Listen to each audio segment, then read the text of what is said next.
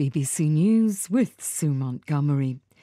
Ukrainian police say the bodies of 900 civilians have so far been recovered in towns northwest of Kiev that were recently liberated from Russian occupation. 350 bodies were found in Bucha alone. The regional chief of police is Andrei Nebitov.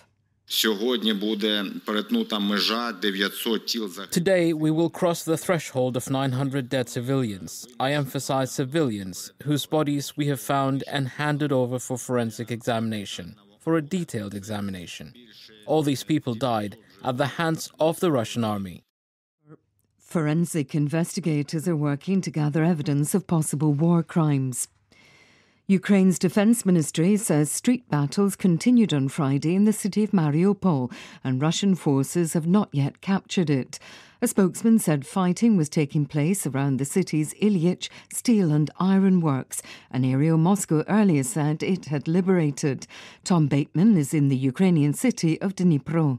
What seemed to happen a bit earlier this week was that the Marines a bit further north in a different factory tried to break out to join. They'd been encircled, it seems. They tried to break out to join the Azov battalion a little bit further south. And this is when we then had the Russians claiming that they had captured more than 1,000 Marines who surrendered. There were pictures on Russian state TV that appeared to be Ukrainian troops surrendering. The Ukrainians have said that some did surrender, but it seems others also got through further south. So there is still, it is clear, a holdout, and there is still very, very heavy fighting of artillery and airstrikes around that area. The United States has confirmed Ukraine's account of the sinking of the Russian warship Moskva in the Black Sea. A Pentagon official said the vessel was hit by 2 Ukrainian-made Neptune missiles, which then triggered an explosion of onboard ammunition. He said it was difficult to assess the number of casualties.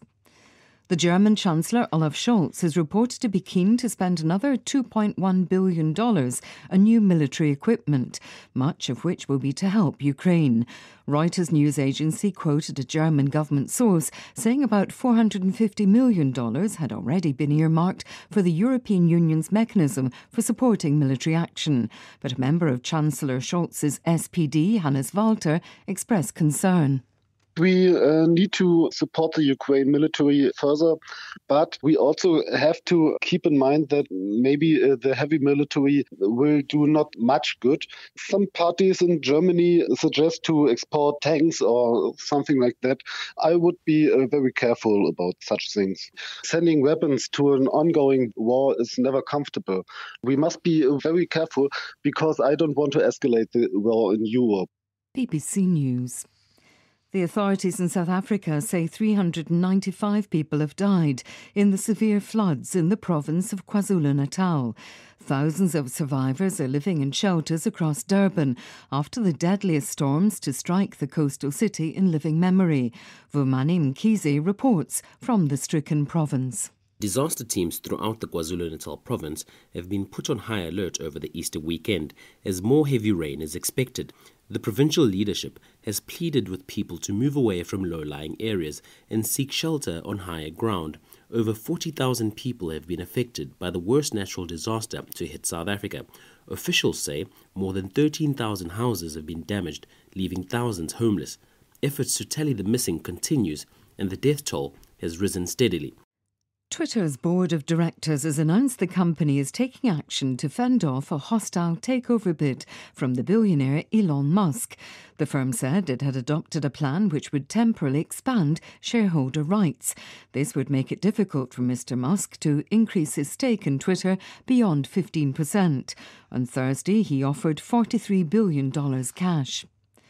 4 police officers have been injured in a clash with protesters in the central Swedish town of Örebro. A member of the public was hit in the head by a stone and several police cars set on fire. 2 people were arrested. Demonstrators had again gathered to show their anger at another rally led by the far-right Danish-Swedish politician Rasmus Paludan. An Algerian migrant who won over $250,000 in Belgium's national lottery is trying to work out how to prove his identity and claim his winnings. The size of the payout means it can't be made in cash, and the man doesn't have the papers to open a bank account. BBC News.